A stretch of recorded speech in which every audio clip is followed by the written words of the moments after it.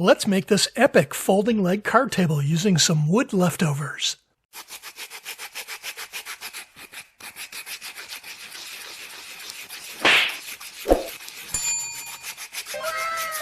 In between moving to a new home and a few improvement projects, we've met our new neighbors and found out that they occasionally like to play Euchre, which is a favorite card game of mine. Aside from our current kitchen table, all we really have is this rickety folding table, which kinda sucks. But wait a minute. I have a wood shop. I should probably make something. I've collected a bunch of small hardwood cutoffs and pieces from previous projects, but when you pay serious money for some of this wood, it's hard to get rid of. Man, I hate throwing away scrap hardwood. I also kept our old dining tabletop, donated by my parents for our first home. It served double duty as our first kitchen table and the kids' homework table too. You can even see homework scribblings gouged into the pine. It's got some sentimental value, but the quality of the wood is pretty poor. I mean, I could find better 2x4s with fewer knots at Lonard's Depot. Paint cleanup on aisle 5. I just can't bring myself to throw it on the fire pit, and after all, why not use it for something else? My overall card table dimensions are going to be 38 by 38 inches, including a 3/4 inch oak border. Subtracting the border dimensions, I'll need the tabletop to be 36.5 inches square. And here's a lesson learned from other projects when you're using old reclaimed wood. Check it for nails and screws before cutting into it and ruining your saw blade. This metal detector wasn't all that expensive, and it saves you money in the long run. My first cuts used a simple straight edge to guide my circular saw, and this will really work for all cut edges. But in this case, I was able to do my final trim cuts on the table saw by clamping a straight piece of 3/4 inch stock on my table at 36.5 inches away from the blade. The next step was to add a 3.5 inch side apron to the tabletop, and I'm using 1x4 store-bought oak. I picked flat and straight boards and cut 45-degree miters on the corners, nibbling the cuts for a perfect fit. Before attaching the side apron, I've shimmed the slab up from my work table, which will give me a 3/8 of an inch lip. The oak apron will then sit proud above the tabletop surface. Reasons for that tomfoolery will be clearer in a minute or two. I took my time to get the corners to fit tightly and then glued and brad nailed them to hold them in place. I followed the same assembly process on all 4 sides.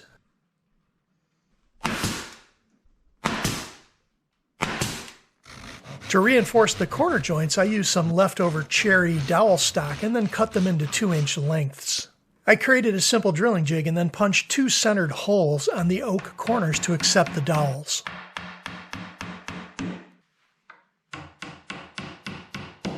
Wiping off the excess glue, and then used a flush cut saw to trim up the dowels.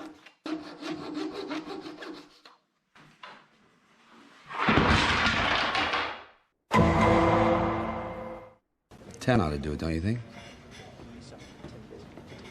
You think we need one more? Like I said in the beginning of the video, I have tons of scrap wood in the basement and was able to find 10 different varieties of hardwood in multiple colors to use as trim on the tabletop. They were all cut to 3/8 of an inch thick.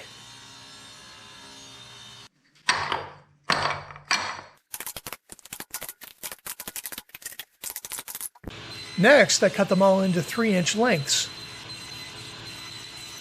50 years ago, my parents got the original table from a local carpenter, and I'm guessing the knotty pine probably came from some reclaimed barnwood. I've experienced this animal urine smell before on other barnwood projects. The boards close to the ground simply get splashed, but vinegar helps to remove that smell. The next step is the fun and creative activity, laying out alternating colors to make a nice pattern around the perimeter of the table. I also had to pick and choose various cut widths in order to get each row to fit tightly from end to end. I had to stand the last piece up on its edge in order to get it to fit, requiring some plane work to then flatten it out.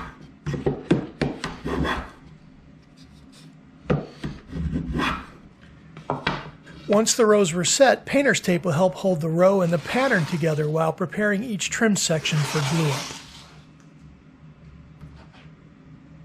I didn't want to be shy with the glue here, so a ton was brushed on the tabletop as well as the oak edge in order to accept the row. Without a super cool and easy way to clamp the rows in place, I chose to use some large, flat, and heavy blocks of wood to hold the row down. And then I placed some added weight on top of the wood block. You know, just because. This part of the build was done one row at a time, requiring a good 3 to 4 hours of wait time for each row to dry.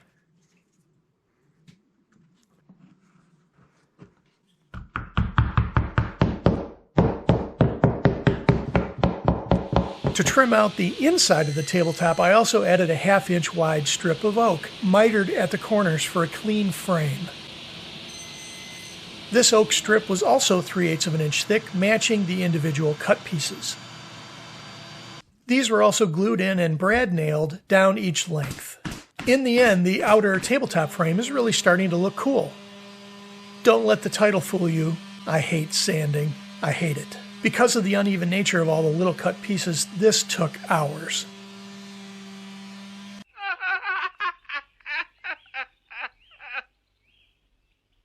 And now for something completely different. Thankfully, I could move on to something else, like creating the padded cloth insert for the card tabletop. This thin birch plywood will act as the inner platform for wrapping some padding in a custom-fit cloth cover.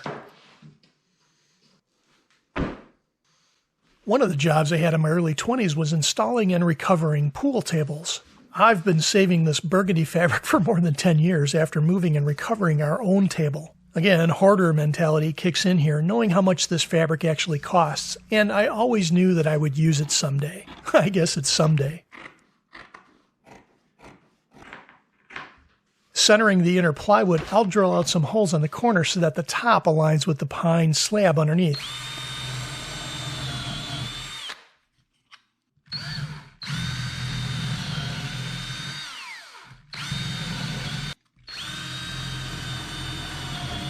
I've also got a creative way to attach the top to the frame, still allowing for it to be removed, like after somebody dumps a beer on the burgundy felt. These 1-inch auto body fasteners have a nice flat head and grippy barbs so that they insert and grab inside the drill holes, but they still allow you to pry them up if you need to. For now, I'll need to insert and hot glue them into the plywood top so that I can install the surface padding and felt. This 3M spray glue has actually been around for decades, and it is ridiculously sticky on things like wood and fabric. This is the same stuff we used to use to stick down pool tablecloth on slate, and once the two bonding surfaces met, the fabric was down without a worry about it lifting back up. My wife also donated some leftover quilt batting, and it was enough to cover this table insert. It was thin and provided just enough softness to the top to allow for good card play without it being too squishy. It was glued down on the corners and then trimmed back to provide enough bonding room for the pool tablecloth. This spray glue acts a little bit like contact cement in that you need to lightly coat both surfaces being glued, in this case the fabric and the wood. It needs to dry a few seconds to get tacky, and then you can apply the cloth, stretching it a bit down the length to tighten up the fabric. On the opposite end to the first glued side, I need to pull the fabric slightly to tighten up the material across the top. I should mention here that if you don't happen to have some leftover pool tablecloth, and I mean like who does, no biggie. I could have just as easily picked up 1 square yard of wool and polyester blend material from my local fabric store. If I ever want to change the fabric someday, I can. But this actually came out great and really looks awesome. No skipping leg day. Also left over from my headboard and side table project, I have some 1-inch thick oak stock about 2.5 inches wide. I'll cut some initial rough lengths and glue 2 pieces together to give me enough material for a 2-inch by 2-inch leg. The 2-inch width is important to match the heavy-duty folding leg hardware that you'll see in a minute. I glued the 4 leg assemblies and stacked them up with bar clamps using a little wax paper underneath to keep the glue from dripping everywhere.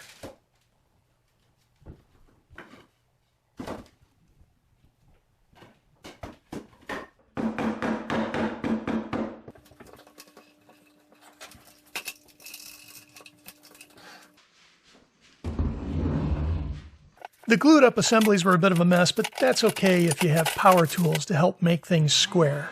I used a table saw and then a power plane to smooth out the leg widths and made a clean cut on the foot of each leg.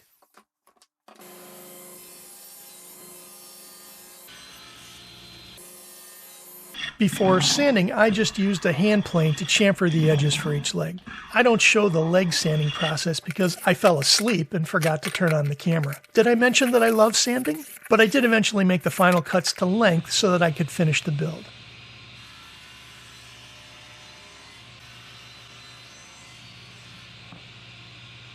And now, a little final assembly mood music.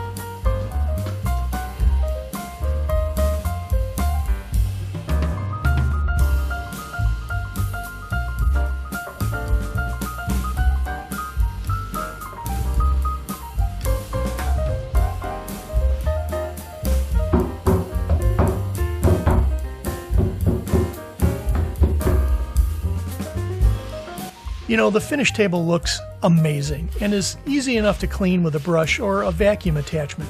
The fabric and padding provide for just enough flexibility to distribute and pick up the cards easily. If I didn't have that old pine tabletop, a 3/4 inch piece of plywood would have worked just as well. The overall 4-inch wood perimeter is the perfect width for drink coasters and glassware, and of course, now we're ready to host a small euchre tournament when the time is right. This was a relatively easy project with basic cuts, but it took time because of all the detail. I really hope you give a similar project like this a try, and thanks very much for tuning into our little channel. Stay frosty.